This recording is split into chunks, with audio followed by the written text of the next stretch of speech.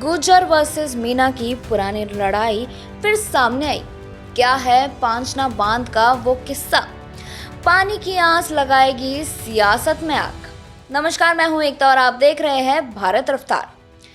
कानून अंधा होता है, यह तो आपने सुना था, लेकिन हमारा प्रशासनिक तंत्र बहरा और गूंगा भी होता है, ये देखना है तो राजस्थान आ जाइए। एक तरफ आसमान से 45 डिग्री का अंगारा बरस रहा है, जमीन पानी के लिए चीख रही है, और दूसरी तरफ माननीय हाई कोर्ट का आदेश फाइलों में दम तोड़ रहा है। जी हाँ, हम बात कर रहे हैं करौली के पांचना बांध की। हाई कोर्ट ने साफ साफ कहा था 22 मई तक कमांड एरिया की नहरों में पानी छोड़ो, लेकिन आज मई का आखिरी हफ्ता चल रहा है जनाब, और नहरें आज भी उतनी ही सूखी है जितनी नेताओं की इच्छा शक्ति। किसानों को उम्मीद थी कि 26 मई को जब दोबारा अदालत का दरवाजा खुलेगा तो प्रशासन की क्लास लगेगी। साहब, लोग जवाब तैयार कर रहे थे, लेकिन किस्मत देखिए, जनहित याचिका लिस्ट ही नहीं हुई। सुनवाई टल गई और अब तो कोर्ट में 1 जुलाई तक गर्मियों की छुट्टी हो गई है, यानी जज साहब छुट्टियों पर चले गए। प्रशासन चैन की बांसुरी बजा रहा है और हमारे अन्नदाता इस भीषण गर्मी में आसमान की तरह मुंह उठाए बैठे हैं कि प्रभु, अदालत से तो पानी नहीं मिला, अब तुम ही कुछ करो। अब समझिए इस पूरे खेल का असली ट्विस्ट।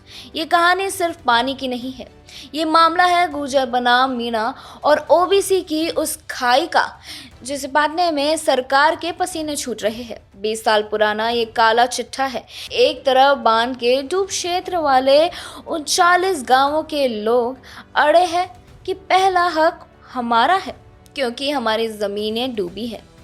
दूसरी तरफ कमांड एरिया के 35 गांवों के किसान, मुख्यत मीणा और ओबीसी समाज कह रहे हैं कि 20 साल से हमारे हक की बूंद बूंद को तरसाया गया है, और इस सामाजिक टकराव के बीच में हमारे क्षेत्र के जनप्रतिनिधि और नेताजी क्या कर रहे हैं?